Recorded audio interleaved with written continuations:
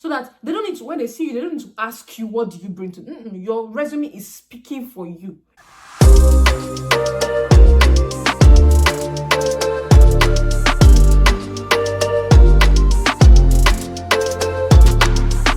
Hi guys, welcome back again to my YouTube channel. My name is Mine and you're welcome to Mine's Space. If you're seeing my face for the very first time, I'm an international student living in Winnipeg, Manitoba, and I basically share things about living in Canada and my lifestyle in Canada based off of everything I have experienced and I'm still experiencing in Canada. So if you're the type of person that likes that kind of content, what are you doing? Subscribe and join us now. Join this family, because you will learn a lot.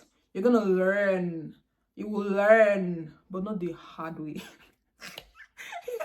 Before I start this video, I want to say that everything I'm going to say in this video is based off of what I have learned and experienced as an employee looking for jobs in Canada. So my resume, or this whole video, is going to be based off of the resume I wrote myself. So yeah, let's get into this video. Now, a resume, we all know, is something that's very important when you're applying for a job or for jobs. For me, I would say a resume is basically a summary of who or what you are as a person, what you've achieved, qualifications you have, certifications you have, and all of that. First off, I would say here in Canada, we don't have resumes where you have to write like your date of birth. I'm sorry, but nobody really cares.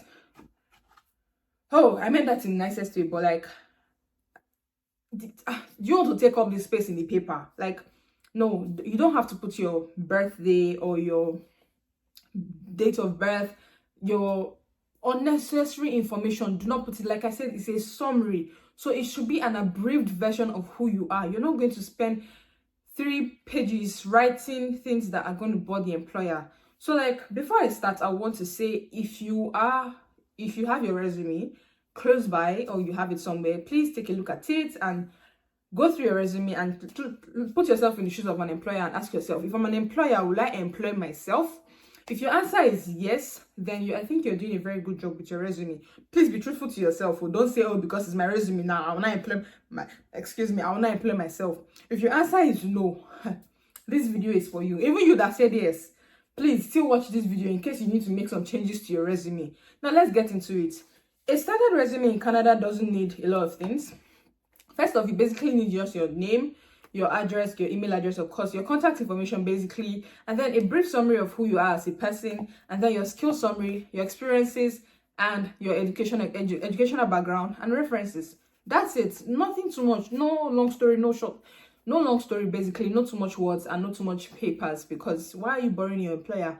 So now, first off, for a standard resume, I would say you put your name first, and then you put your address, your email address, and your phone number, and then you put a summary of yourself. So now I'm going to show you guys how I did my resume. I'm using my iPad, so like, I don't think I want to show you guys like the exact. So I will not gonna copy me.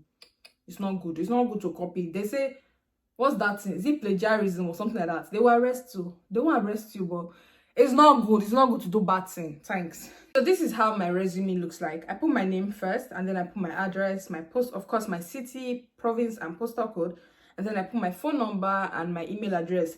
Now, your email address should not be, please, I want to, if I can kneel down, I'll actually kneel down and beg you.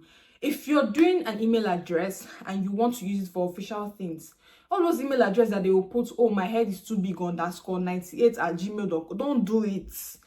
Please, I'm begging you, don't do it. If you look at that email address, would you like to send something to that email address? Please do not do it. Use professional email addresses, if possible, just your name and your surname at yahoo.com, at gmail.com, and whatever.com.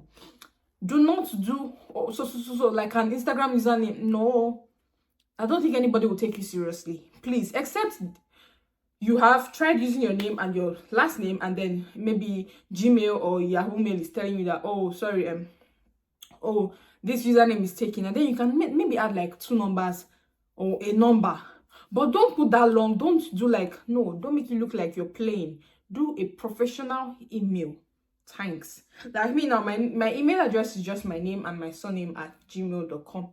That is it. So now the next step is your summary.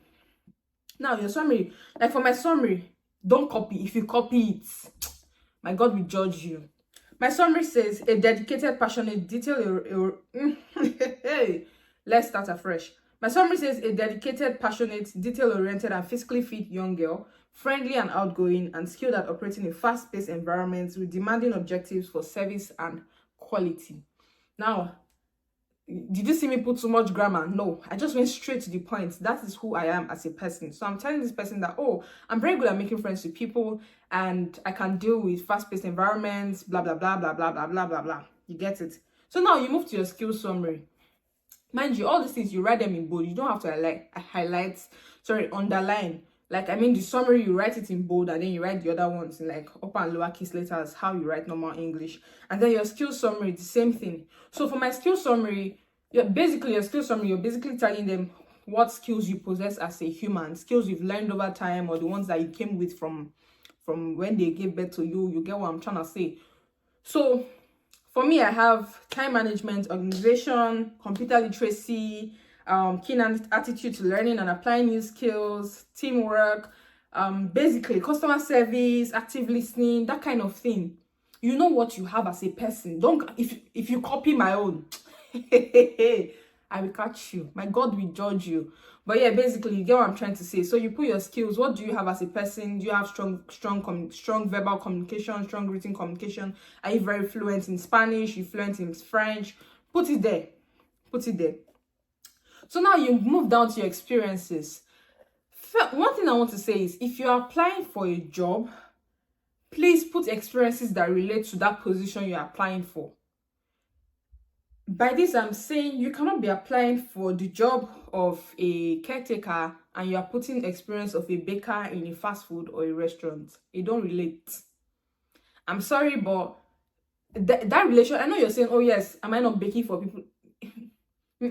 If you put something like, oh, you were a clinical nurse assistant, or you were working in a hospital, you were holding a health position in a hospital, that's close enough to, caregiving. But a situation where you say you are maybe, or you are a carpenter in social place and you are applying for a job, if you are the employer and you see two resumes, you see one that has carpentry skills and you see one that worked in a hospital and has relationship with patients, has had past relationship with patients and knows how to work with people that have like disabilities and that kind of thing. Please tell me. And these two people are applying for caretaker job or caregiver. Sorry, not caretaker. Caregiver or support work. Tell me, which one will you employ? If it's you, which one will you employ? Will you employ the carpenter that may not have any experience working with people? That may be his first job. Or would you employ someone who has had experience in the past? Who do you think will fit for that job? That's what you should look at. So when you're applying for a job, put experiences that are in line with what you're applying for. Now, with that being said, I hope you understand. Excuse me. I hope you understand. I don't want to shout too much. Now, on to the next. Like I said, you put your experiences, you put the name of your position at that place, the name of the company you worked for, and the time, the month and year you started, and the month and year you left the job, that kind of thing. So like basically, I know some people will say, oh, but how about people that we've never worked before? It's your first time applying for a job. You've never worked in your life. Me too, I was like that when I came to Canada. My dishwashing job was my first job in my life. Like first job in my life that I've worked and they would pay me money. So like I had experiences growing up now in African home, Nigerian home. You will not wash plates. You will wash plates. So I used to do all those chores. Cleaning, mopping. I clean my room, clean the house, mop, wash dishes. So do you know what I did? I now put it there. I now put all those things there. I just put housekeeper or housekeeping as the position. So it now looks like I was working as a housekeeper for someone. And then I put the time and the date and put when I started working and put when I stopped working, that kind of thing. So when they saw it, I remember my interview for that particular job, the first thing the person said, I see you have experience. Yes, I have experience. I used to wash plates in my mommy's house, in my daddy's house. I used to wash plates. Is that not experience? What else do you want me to do again? It's a dishwashing job I'm applying for. So obviously, you are seeing that I used to wash dishes. you would definitely pick me. So if you're thinking that, oh, it's your first time applying for jobs, I promise you, look back, think you've had experiences that you may not have been paid for those jobs, but you gain some things from them, you learn from them. So just put them. I'm sure those ones will have names. So just put them and put the company and put date, time, or anything, and year and the month, and just go like that. That was how I got my first job. Even this my second job is the same thing. I put a position that I have worked. I was not being paid though, but like it's related to the job. You get what I'm trying to say? So yeah, when you're doing that, just put positions that I'm talking to people that are applying for first time, that have not worked before. Don't be scared. Don't say, oh, but I don't have experience. How would they employ me? If you continue like that, nobody will employ you. Now the next thing you do is after putting experiences, please don't put too much experiences. You can put like just 3 or 4 jobs you've done. Even if you've done 10, don't put all the 10. Who want to read all of that? You want the employer to sleep. You're not the only person applying to that job. So imagine if somebody spends like 30 minutes going through your resume. Imagine they're not spending 30 minutes. No, now. Don't do that. Don't bore the employer. Go straight to the point. At least if you do your experiences, because how you're supposed to do your experience, you put the position, the name of the company, the year, and then you put like maybe 4 or 5 roles you had while you were doing that position. You put bullets, put them as points. So put them as points. Please don't use number. Don't do number 1, number 2. No, use bullets. They look more presentable when you use bullets. I just feel like they are a lot better.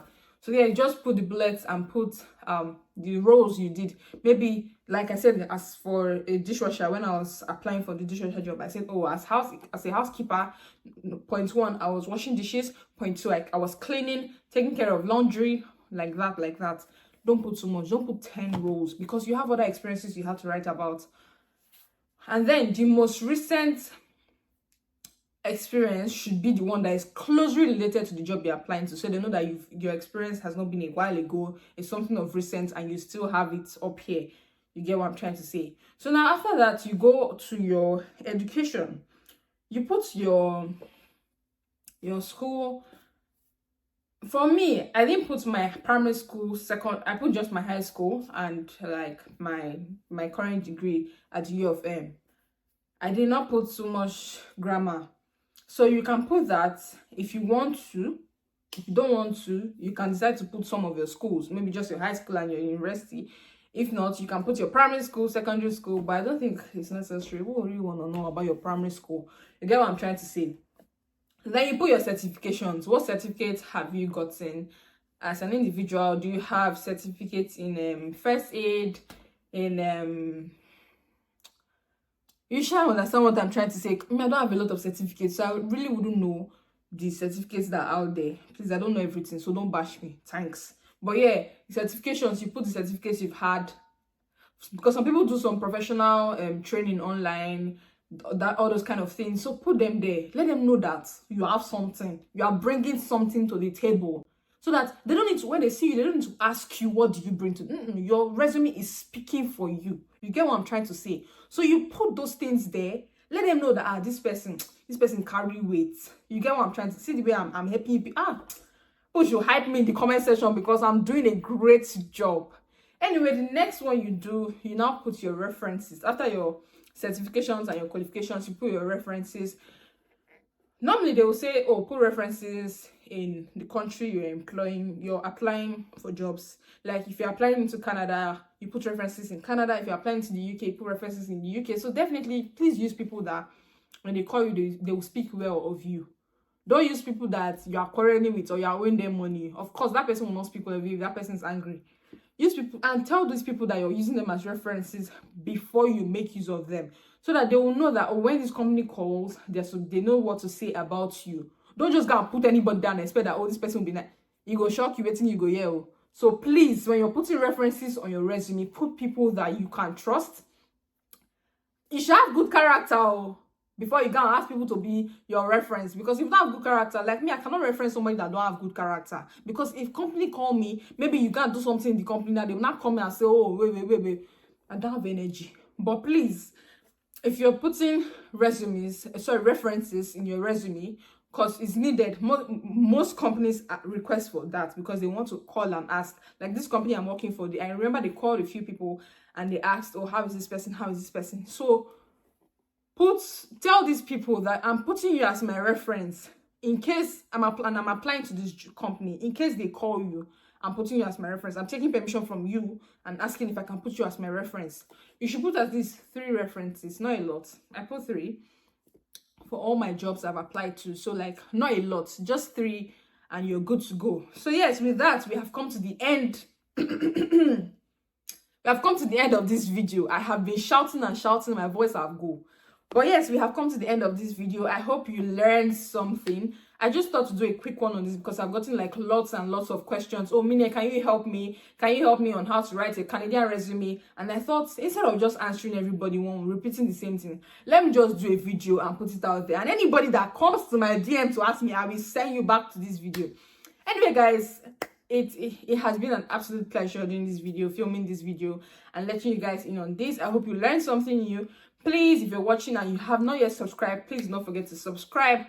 Click the like button. Click all the buttons that are button. Please don't click the dislike button. No, that's not an option.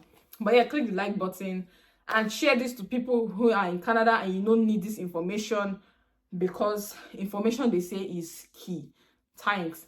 And please, oh please, there's one last thing I want to address. Please, if you have my Instagram handle, please, and you've watched this video, do not come to my DM to tell me, oh, Mina, I saw your last video and I learned a lot. No. Drop your comments in the comment section. If you come to my DM to drop a comment, I will block you. Yes, this is not pride. I didn't drop my Instagram for people to come to my DM to be making comments that you can make on comment section in YouTube. No.